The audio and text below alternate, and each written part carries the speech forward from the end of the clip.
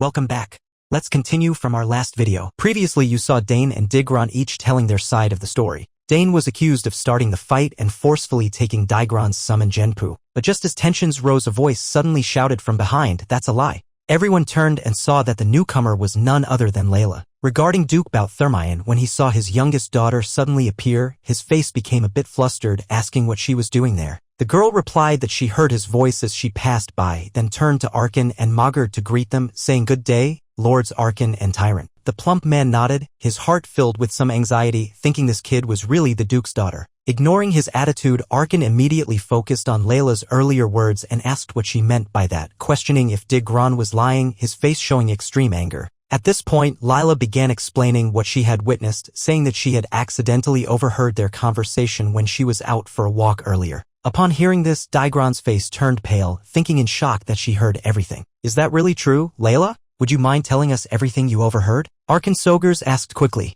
Yes, this is what happened," the girl began, recounting what she had seen. Thanks to this, Dane no longer had to explain everything himself, thinking that he hadn't expected this, but with her there, everything went smoothly. As time passed, with Layla standing as a witness, the father and son of Mogard had no more excuses to deny it. Left with no choice, the plump Mogard turned to his son and told him to apologize quickly. Only at this point did Digron finally accept the reality and mutter his apology, saying he was wrong. "I want you to save that apology for my son, not for me," Arkan said coldly. Seeing this, Mogard immediately patted his son's shoulder and said he understood and was about to have him do that. Digron, seemingly realizing the situation, reluctantly walked toward Dane, grinding his teeth and muttering sorry. Looking at the annoyed expression on Digron's face, it was clear that he wasn't sincere at all. Dane could easily tell this as well.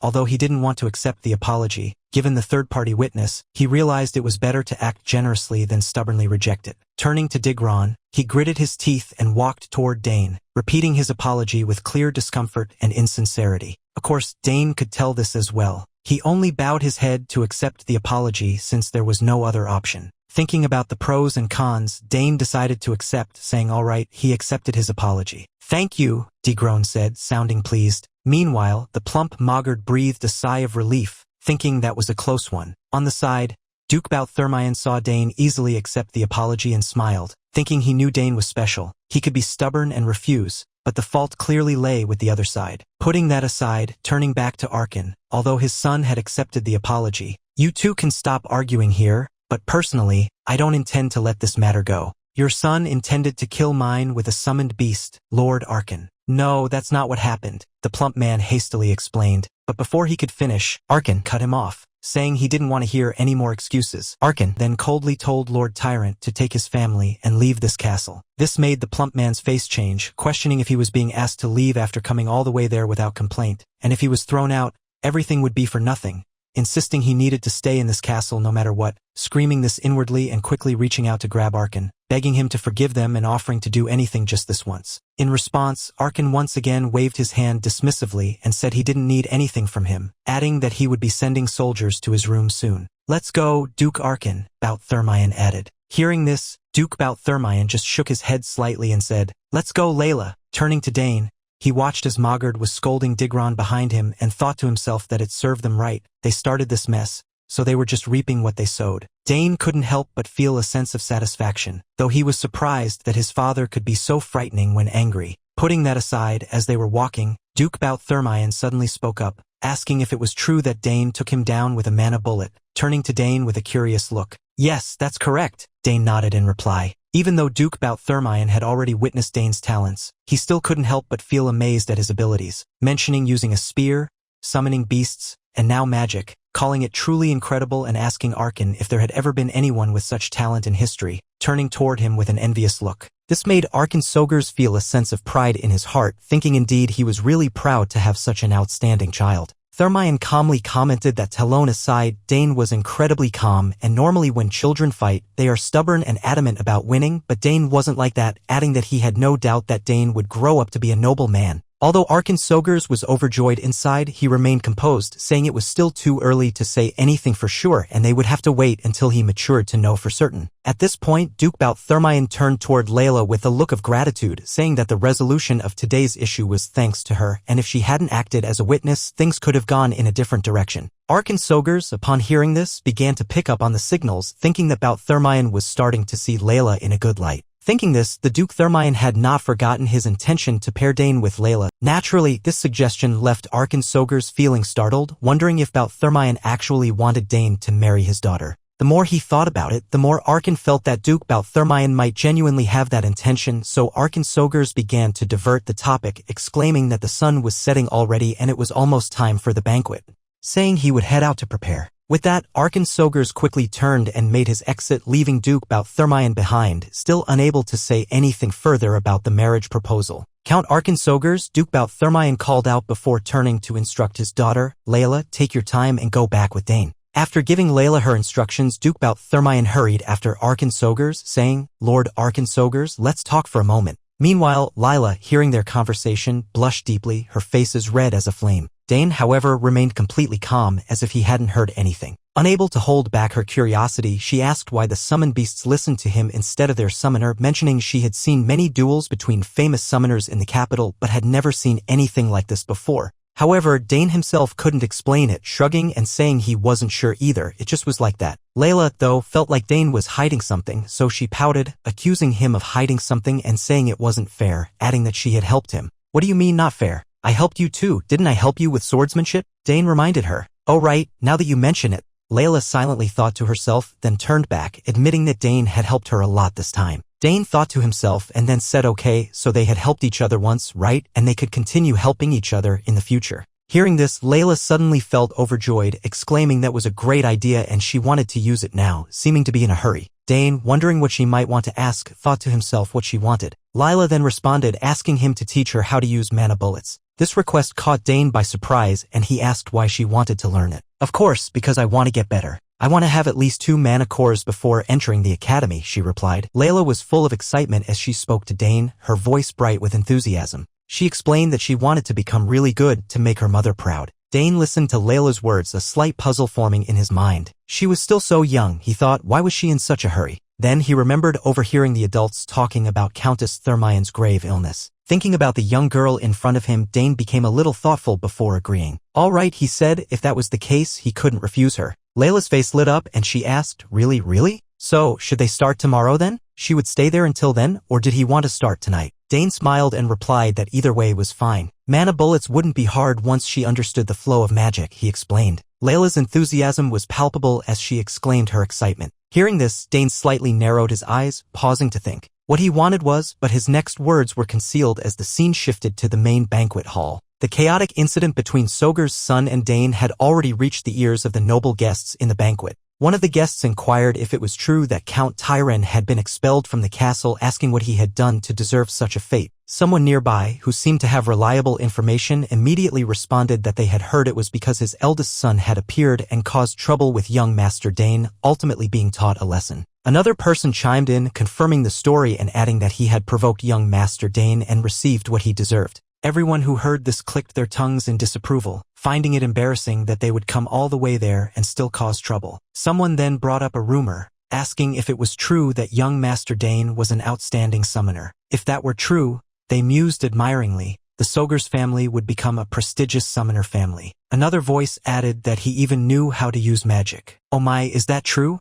Voices of admiration began to ring out. Meanwhile, Dane was receiving a visit from a bearded noble. The noble introduced himself as Baron Opent, asking if Dane was the young Master D he had heard rumors about. He then inquired if Dane knew anything about his territory. Dane listened attentively and bowed respectfully, replying that he knew a little, having heard that it was famous for its roasted salmon and sapphire stones. Seeing that Dane had some knowledge about his territory, Baron Opent let out a hearty laugh. What a bright young man, he exclaimed, confirming that the salmon and sapphire stones of the Opent family were indeed the best on the continent. He continued, mentioning that he had heard Dane had many talents in various fields, which didn't seem to be a lie. Anyway, he added, he had brought his daughter here and was about to introduce her, but it seemed he was a bit late. He then gently nudged his daughter forward, saying, "Sylvia, go ahead and greet him." Dane thought to himself, wondering why this was so sudden, not knowing what was going through the Baron's mind. Sylvia stepped forward and politely greeted him,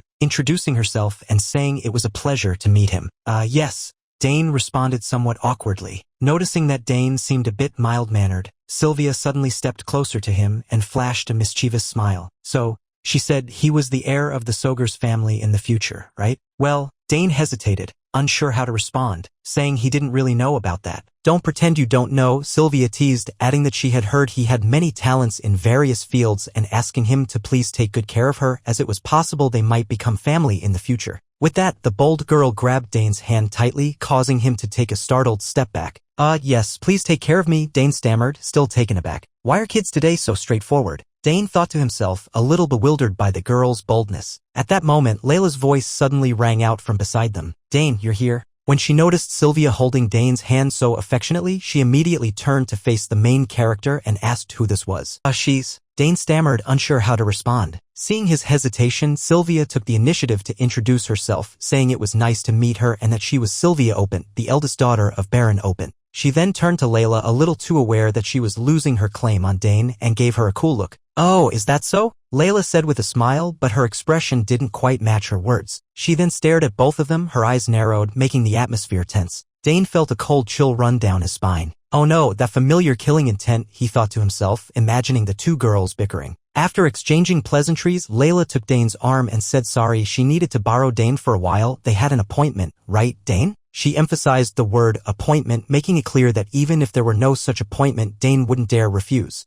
Yeah, you're right, Dane answered quickly. He then turned to Sylvia and said sorry, they would talk later. Sylvia, with her quick wits, realized that Layla was marking her territory, but for now, she could only force a smile and say, "Oh, she saw, that was too bad. How does she take him away?" Layla thought to herself, casting a glance at Sylvia filled with caution. Meanwhile, Dane, noticing the tense interaction, couldn't help but gulp nervously. The beloved daughter of a duke with power over thousands compared to the daughter of a baron from the east, these two didn't seem to get along well, Dane thought to himself. After stepping outside, Layla casually asked how the two of them knew each other, wondering if she was the one Dane was going to be engaged to. His blunt question caught Dane off guard. He quickly waved his hand in denial, saying engaged? "No, that's not it, they just greeted each other." "Really?" Layla asked, her voice cheerful. "Of course, it's true," Dane replied, though he couldn't quite understand why her expression suddenly became so much brighter. As time passed quickly, the scene shifted to an ancient ruin. Dane, standing in front of a large courtyard, introduced the place.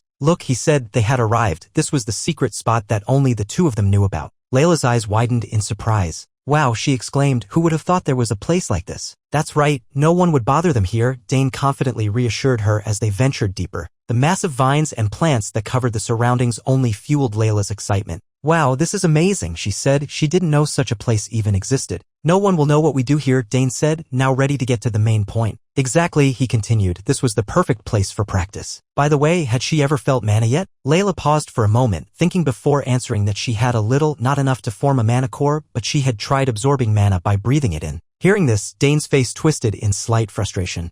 So she hadn't reached the stage of mana manifestation yet, he couldn't help but wonder. He had learned this on the battlefield, but he had thought someone from the Duke's family would have taught her this already. "All right, let's start simple," Dane said. First, she needed to feel the mana she had absorbed into her body. Layla raised an eyebrow, asking if he meant feel it inside her body. Dane nodded, confirming that yes, if she wanted to channel mana from her body, she needed to learn how to control it from within first. It was important to imagine it, he explained, asking her to close her eyes and picture the mana circulating inside her, just like blood flowed through veins. Layla, hearing this, looked nervous, her face sweating. "Okay," she said, gritting her teeth determinedly. She would do as he said. Seeing her struggle, Dane recognized that she didn't fully understand yet. He encouraged her, saying this was the foundation of using mana, a very basic step, and he knew she could do it. Layla, following Dane's instructions, closed her eyes tightly and focused her energy to feel the mana inside her body. However, after a while, she opened her eyes again, looking a little flustered. "Dane," she said, "it's not working." Dane wasn't too surprised by this. "It's fine," he said, "it's her first try," asking her to focus again and give it another shot. Layla nodded and tried once more. Meanwhile, the two of them were so focused on the task that they didn't notice that Uncle Arkin had quietly followed them to this hidden location. Although they thought they were safe from being detected, Arkin's sharp eyes had caught every move, watching Dane guide Layla through her training. Arkin's gaze softened with amusement. Oh, even though he's young, his son already knows how to teach others. He's growing up, he thought. Just as he said this, the voice of Uncle Bout suddenly rang out from behind, startling Arkin. What are you doing here? Arkin spun around, gasping, oh dear God, it's you, Duke Bout, recognizing his old friend. Bout laughed heartily, as if sharing the same sentiment. No need to be so surprised, he said. Was there a secret couple meeting in the dead of night? Arkin, confused, asked a couple. How did he get here? With a mischievous grin, Bout answered, did he sneak in? He was the one being way too stealthy, he pointed out. His wife was a legendary assassin of the Empire, yet he hadn't learned a thing from her. Arkin let out a tired sigh, muttering that he had tried, all right, realizing that his covert actions had been exposed by Bout. Then, Bout offered a bit of advice with a chuckle, saying that if the master of the estate was snooping around other people's business, word would get out, and people would gossip about him, his old friend. Arkin froze for a moment, then quickly retorted that he wasn't spying, he was just following his son. Bout raised an eyebrow, smirking. Dane raised his hand in front of him and began channeling his mana into his spatial ring, which immediately caused a ring of green light to appear in front of him. Seeing this, Layla's eyes lit up, and she asked if he had a space bag like this. Yes, Dane explained. His sister had made it herself and given it to him as a birthday gift. Hearing this, Layla was stunned. Oh my, she exclaimed. She was so jealous. Her brothers hadn't paid attention to her since they went to the academy. At this point, Layla noticed Dane pulling out a mirror from his space ring, and she asked curiously why he had a mirror. Seeing the curiosity on her face, Dane quickly explained that it was easier to imagine something in her head if she looked into a mirror instead of just using her imagination. Really? Layla said, confused, as this was the first time she had heard such knowledge. Yeah, just stand in front of the mirror and look at her whole body, Dane nodded. After hearing this, Layla's face showed curiosity as she slowly stepped forward, saying okay, let her try. She then looked at herself in the mirror and began to close her eyes, trying to feel the energy inside her body. Seeing her like this, Dane nodded in approval, thinking she was taking it seriously. Meanwhile, the two fathers, who were hiding in the distance even if they were a bit slow, realized something. It seemed like Layla had taken a liking to the young man. So it's that obvious? Arkin asked. Bout replied with certainty, of course, she's not usually this open. This conversation made Arkin, the Duke, a bit surprised. Is something wrong with her bright child? He asked. Upon hearing this, Bout's face suddenly grew more serious and he responded that's how it seemed on the outside, but inside, he wasn't so sure. After her brother left for the academy, her mother became bedridden so she couldn't be with her as she was before. This made it hard for her to open up to others, he said sadly. I see, Arkin sighed, empathizing with the situation. But then Arkin gave his friend a confused look, asking if he understood her situation so well. Why was he being so cold to his own daughter? Bout seemed to think for a moment before responding, asking if Arkin understood there was a reason. When he raised his sons, he had given them too much attention, and when they grew up, they became spoiled. Hearing this, Arkin quickly interjected, hey, don't compare Layla to them, she could get hurt. No wonder she asked Dane for help, Arkin muttered. You're still nagging like before, Bout grumbled. What? When have I done that? Arkin asked, startled. Forget about it, Bout replied, then turned his gaze to Arkin expectantly, asking if he would send his son to the capital, and if so, would he consider letting him stay at the Duke's residence? Arkin, hearing this, looked toward his son, who was being guided by Dane at that moment. With Dane's help, Layla successfully felt the mana within her. I did it right? She asked happily. Yes, you did a great job, Dane nodded in praise. Seeing the two of them, Arkin smiled and said he had let Dane make decisions, just like with Arabella and Claire. However, if Dane wanted to go to the capital, he would definitely do as Bout suggested. Oh, it would be wonderful if he came as well, Bout said excitedly. What, did he want to argue with him all day? Arkin exclaimed. You've become sharper, Bout said with a click of his tongue as his intentions were exposed. Meanwhile, as the two of them bickered, they were unaware that their conversation had been overheard by Lady Lily, who had silently followed them to this place. She had been wondering where they had gone but was now taken aback by their shameful behavior. Love for children really has a strange influence on them, she thought. I'll just pretend I didn't see anything, she said with a smile. That's a wrap. The story continues in my next video. Like and subscribe to stay notified.